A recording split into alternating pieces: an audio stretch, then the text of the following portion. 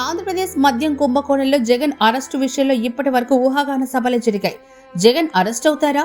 చంద్రబాబు హస్తిన పర్యటన అందుకేనా అంటూ సోషల్ మీడియాలో పెద్ద ఎత్తున చర్చ జరుగుతోంది.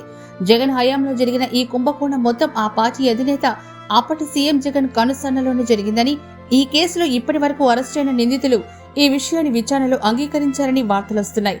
అంతేకాకుండా ఈ కేసు దర్యాప్తు చేస్తున్న స్పెషల్ ఇన్వెస్టిగేటివ్ టీం కూడా అందుకు సంబంధించిన ఆధారాలు సేకరించిందని, ఈ కుంభకోణంలో అంతిమ లబ్ధిదారు జగనే అన్న నిర్ధారణకు వచ్చిందని ప్రచారం జరుగుతోంది. కానీ ఇప్పుడు జగన్ కూడా తన అరెస్టు అనివార్యం అన్న విషయాన్ని చెప్పకనే చెప్పేశారు. అలా చెప్పడం ద్వారా అరెస్ట్ అయ్యేందుకు మానసికంగా సిద్ధంగా ఉన్నానని అంగీకరించేశారు. గురువారం తాడేపల్లిలో ఆయన మీడియా సమావేశంలో మద్యం కుంభకోణంపై సుదీర్ఘంగా మాట్లాడారు. అసలు మద్యం కుంభకోణమే జరగలేదని చెప్పుకొచ్చారు.